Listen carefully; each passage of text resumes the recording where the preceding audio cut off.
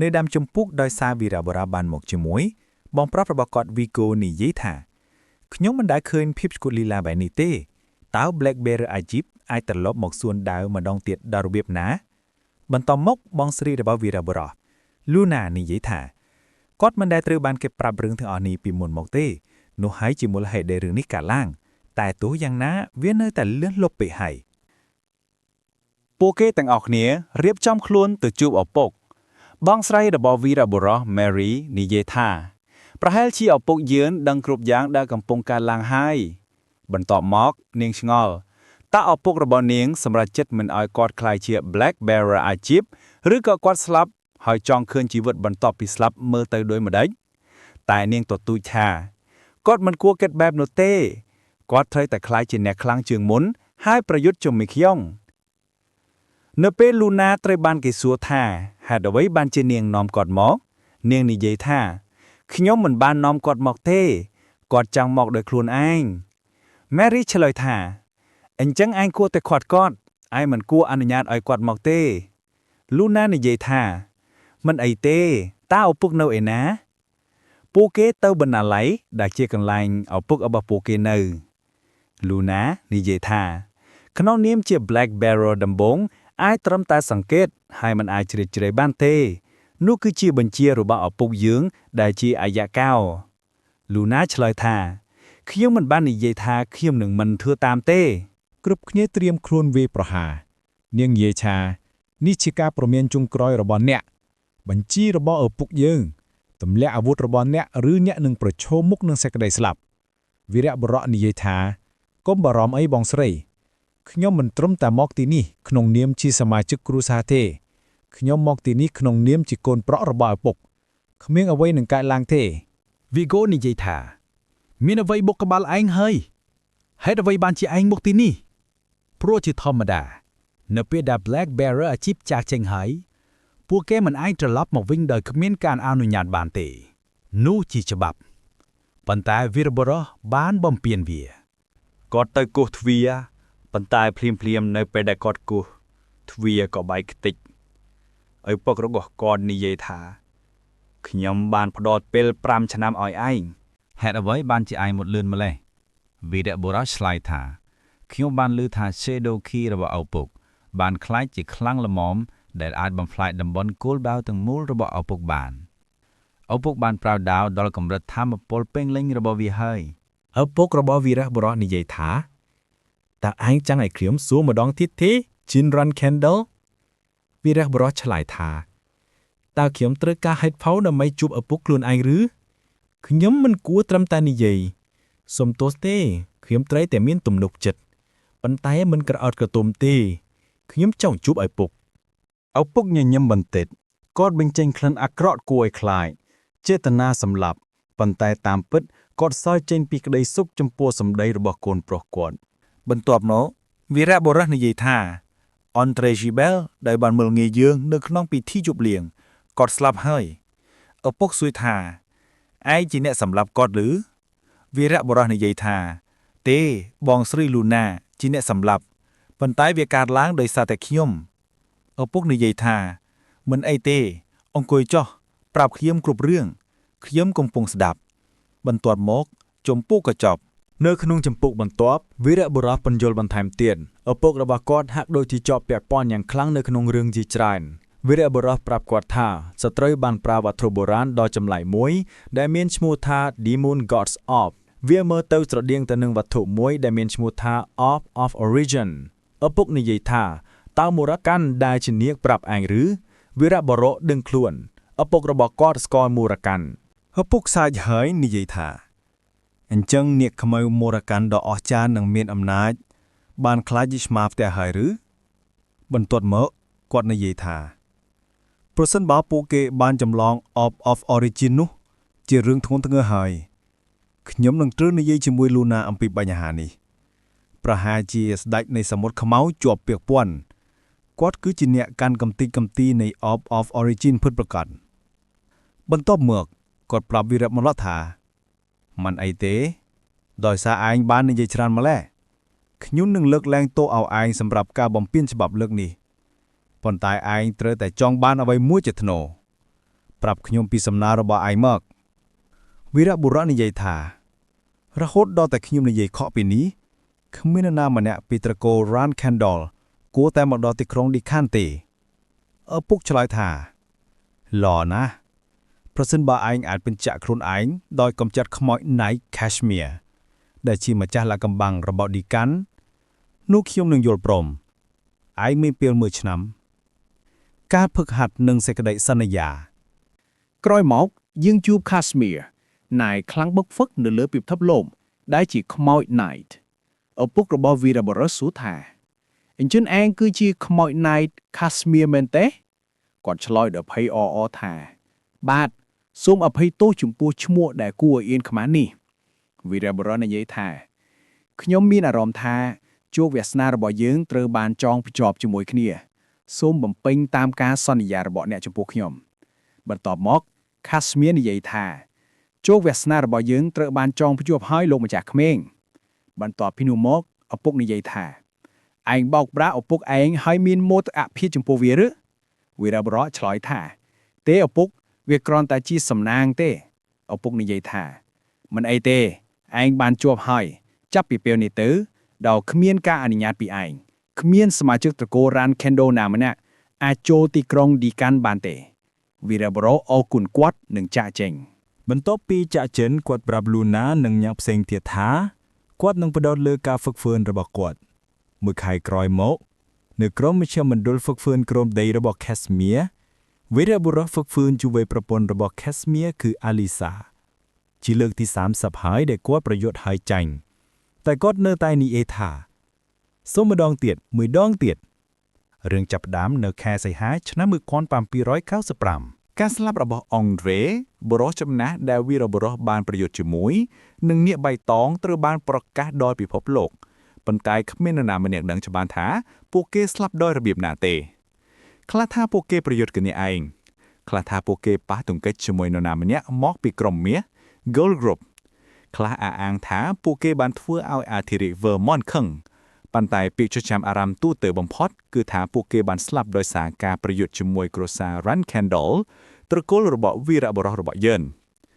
ឥឡូវនេះការតស៊ូអំណាចដ៏ធំមួយកំពុងបន្តតើអ្នកណាជាអ្នកឈ្នះក្រុមដាវឬក្រុមមន្តអាគមអ្វីគ្រប់យ៉ាងគឺស្ថិតនៅក្នុងស្ថានភាពអព្យាក្រឹតភាគីណាដែលទទួលបានសម្ព័ន្ធមិត្តកាន់តែច្រើននិងសម្រេចចិត្តតុល្យភាពនរណាម្នាក់មកពីគ្រួសារវីរបុរសបានមកហើយរាយការណ៍ថាព្រះអង្គម្ចាស់ពីនគរសូរ៉ាន់បានផ្ញើអំណោយនិងស្នើសុំការគាំទ្រក្រុមទាហានស៊ីឈ្នួលមួយចំនួនក៏បានផ្ញើការផ្ដល់ទូលផងដែរឪពុករបស់វីរបុរសនិយាយថាទទួលយកសំណើរបស់ពួកគេប៉ុន្តែផ្ញើអំណោយត្រឡប់ទៅវិញម្យ៉ាងទៀតផ្ញើអ្នកដាវរបស់យើងមួយចំនួនដើម្បីជួយព្រះអង្គម្ចាស់ធានាបានរាជបល្ល័ង្កបន្ទាប់មកគាត់បញ្ជាថាស្ថានភាពទាំងមូលនេះបានចាប់ផ្ដើមដោយសារតែក្មេងម្នាក់នោះគាត់បានចាប់ផ្ដើមគ្រប់គ្រងគ្រួសារនេះរួចហើយខ្ញុំនឹងទៅសមុទ្រខ្នុរប្រសិនបើអ្នកទទួលបានសម្បត្តិពី Kashmir ណាមួយសូមយកវាមកឲ្យខ្ញុំភ្លាមអ្នកបម្រើយល់ព្រមហើយចាញ់ទៅវីរបុរសបន្តការវឹកហាត់ដាវយ៉ាងខ្លាំងក្លាខ្ញុំបានបកដាវរបស់ខ្ញុំ100000 ដងរួចហើយប៉ុន្តែខ្ញុំនៅតែមានអារម្មណ៍ខ្សោយដូចកាលពីដំបូងបើបងស្រីខ្ញុំមិននៅទីនោះទេនោះរឿងរបស់ខ្ញុំនឹងចប់នៅត្រឹមនោះគាត់និយាយថាគាត់កើតឡើងមានទេពកោសល្យធម្មពលស្រមោលមន្តអាគមនិងការប្រាដាវទាំងអស់នៅកម្រិតផ្កាយ5ប៉ុន្តែនៅតែមានអារម្មណ៍ថាវាមិនគ្រប់គ្រាន់ខ្ញុំត្រូវតែខ្លាយទៅជាខ្លាំងជាងអ្នកដទៃទាំងអស់ក្នុងរយៈពេល5ឆ្នាំដែលឪពុកបានផ្ដល់ឲ្យខ្ញុំនេះខណៈពេលដែលគាត់កំពុងវឹកហាត់យ៉ាងលំបាក Kashmir លេចមុខហើយនិយាយថារូបរាងរបស់អ្នកគឺល្អណាស់ហើយប៉ុន្តែបើអ្នកធ្វើវាហួសហេតុពេកបែបនេះអ្នកនឹងបំផ្លាញវាខ្ញុំដឹងពីភាពអន្តែអន្តែងរបស់អ្នកប៉ុន្តែភាពអន្តែអន្តែងគឺជាប្រភេទថ្នាំពុលសម្រាប់យើងវីរបុរសឆ្លើយថាប្រហែលជាដូច្នោះប៉ុន្តែគ្មានអ្វីបានមកដែលងាយស្រួលនោះទេ Kashmir កោតសរសើរការលះបង់របស់គាត់ប៉ុន្តែបានណែនាំអ្វីថ្មីអ្នកត្រូវការវឹកវើប្រភេទផ្សេងការប្រយុទ្ធទល់នឹងអ្នកដែលខ្លាំងជាងខ្លួនអ្នកវីរបុរសញញឹមតិចខ្លាំងជាងខ្ញុំតើអ្នកចង់មានន័យថាអ្នកឬ Kashmir ញញឹមរហូតមកដល់ពេលនេះខ្ញុំបានបង្ហាញតែភាពអត់ធ្មត់របស់ខ្ញុំប៉ុណ្ណោះសូមឲ្យខ្ញុំបង្ហាញថាមពលពិតរបស់ខ្ញុំគាត់ដកដាវរបស់គាត់ បញ្ចេញក្លិនអាក្រក់គួរឲ្យខ្លាចគាត់និយាយថាពួកគេហៅវាថា Noble Sword ប៉ុន្តែពីមុនវាត្រូវបានគេស្គាល់ថាជា Ghost Blade គាត់បន្តថានៅពេលដែលអ្នកខ្លាំងល្មមអាចទប់ទល់នឹងការវាយប្រហាររបស់ខ្ញុំបានយើងនឹងប្រយុទ្ធរហូតដល់ពេលនោះសូមវឹកហាត់ជាមួយគូប្រជែងខ្លាំងបំផុតនៅក្នុងទីក្រុងឌីកាន់ប្រពន្ធរបស់ខ្ញុំគឺអាលីសៀលេខមុខហើយខាស្មៀប្រាវីរបុរសថាចូលយកឈ្នះប្រពន្ធរបស់ខ្ញុំនៅរយៈពេល6ខែ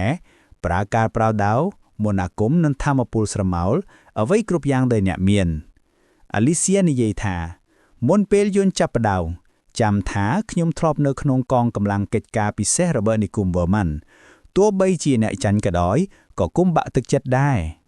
វីរបុរសងក់ក្បាលយ៉ាងមឹងម៉ាត់បើអ្នកប្រពេល6ខែឲ្យខ្ញុំច្បាស់ជាមានហេតុផលហើយខ្ញុំនឹងប្រឹងអស់ពីសមត្ថភាពអាលីសៀវាយប្រហារមុនលឿនហើយមុតស្រួតវីរបុរសទប់វាដោយប្រើដាវនៅមុនឲ្យគុំពន្លឺចូលទៅក្នុងអេរីយ៉ាបាត់ត្រៀមប្រយុទ្ធអាលីសៀគេចខ្លួនយ៉ាងងាយស្រួលហើយវាយបកវិញនិងវីរបុរសត្រៀមខ្លួនទទួលការវាយប្រហាររបស់នាងនៅពេលនាងហៀបនឹងវាយវីរបុរសនិយាយថាទោះខ្ញុំចាញ់ក៏ដោយគ្រូពេទ្យនឹងព្យាបាលខ្ញុំមែនទេអាលីសាសោយថាប៉ុណ្ណាហើយបាញ់គាត់ទៅលើអាកាសនោះជាកន្លែងដែលចម្ពោះបញ្ចប់អាលីសានិយាយនៅពេលក្រោយខ្ញុំភ្ញាក់ផ្អើលណាស់លោកម្ចាស់ក្មេងជីនអ្នកបានវាយប្រហារ2ដងនៅថ្ងៃដំបូងការវាយប្រហារដំបូងរបស់អ្នកគឺខ្សោយដោយសារអ្នកមើលស្រាលខ្ញុំប៉ុន្តែអ្នកក៏បានប្រែមុនអគារពន្លឺមួយចំនួនដែលខ្ញុំមើលមិនឃើញតើវាជាអ្វីវីរបុរសបញ្យល់ថាវាជាអក្សរវិរុទ្ធបុរាណខ្ញុំបានស្របដាវរបស់ខ្ញុំជាមួយវាមុនពេលប្រយុទ្ធប៉ុន្តែវាមិនដំណើរការត្រឹមត្រូវទេអាលីសាឆ្លើយថានោះមិនមែនជាល្បិចទេវាជាយុទ្ធសាស្ត្រអ្នកកំពុងវិភាគគូប្រជែងរបស់អ្នកនិងទស្សទាយចលនារបស់ពួកគេបានយ៉ាងអន់ឡាយនាងដឹងថាការរីកចម្រើនយ៉ាងឆាប់រហ័សរបស់វីរបុរសមិនមែនជាសំណាងទេវាជាជំនាញដែលបានកណនានាងគិតថាបើនេះជាប្រយុទ្ធប្រកបខ្ញុំឆ្ងល់ថាតើគាត់ពិតជាមានសមត្ថភាពខ្លះអ្វីខ្លះវីរបុរសឆ្លុះបញ្ចាំងថាគាត់បានប្រើគ្រប់យុទ្ធសាស្ត្រដែលគាត់ដឹងប៉ុន្តែនៅតែចាញ់ហើយនោះគឺដោយសារតែអាលីសាធ្លាប់ជាផ្នែកមួយនៃកម្លាំងពិសេសវើមុងគាត់ញញឹមហើយគិតថាខ្ញុំនឹងមានពេល6ខែទៀតជាមួយនាងនេះនឹងរីករាយហើយទន្ទឹមនឹងនោះនៅសមុទ្រខ្មៅយើងឃើញឪពុករបស់វីរបុរសកំពុងកាប់សម្លាប់បិសាចឥតឈប់ឈរញាក់បំរើរបស់គាត់ខានមកដើរជាមួយសន្បុតពីខាស្មៀប៉ុន្តែវាត្រូវបានសរសេរដូចជាសម្បត្តិស្នេហាពោពេញទៅដោយឃ្លាកំណាត់អំពីផ្កាយនិងមេឃពេលយប់ឪពុកមានការរំខានប្រាប់គាត់កុំឲ្យសរសេរដូចនេះនៅពេលក្រោយគ្រាន់តែរាយការណ៍អំពី Angus វីរបុរសទៅពួកគេពិភាក្សាអំពីវឌ្ឍនភាពរបស់វីរបុរសខាននិយាយថាលោកម្ចាស់ក្មេងបានប្រយុទ្ធ40លើកជាមួយប្រពន្ធរបស់ Kashmir រួចហើយគាត់កាន់តែអស់បន្លាយពេលយូរជាងមុនរៀងរាល់ពេលពី3វិនាទីនៅថ្ងៃដំបូងដល់ជាង3នាទីក្នុងការប្រយុទ្ធលើកទី30ក្នុងការប្រយុទ្ធលើកទី40គាត់បានទប់ទល់នឹងការវាយប្រហារ100នៅ8ដងឪពុកមានមោទកភាពប៉ុន្តែលាក់បាំងវានិយាយថាបើគាត់ជាគុណច្បងរបស់ខ្ញុំនឹងមិនបារម្ភពីអនាគតគ្រួសារយើងទេពួកគេពិភាក្សាអំពីការស្នងរាជថាតើ Joshua ឬ Young Angus ឬ Jin នឹងក្លាយទៅជាមេដឹកនាំបន្ទាប់ទោះបីជា Joshua ចាស់ជាងក៏ដោយគាត់ស្លូតបត់ពេកហើយមិនដូចវីរបុរសដែលមិនមានការភ័យខ្លាចបន្ទាប់មកខានសុំទោសដែលមកយឺតដោយសារតែមានបិសាចនៅតាមផ្លូវ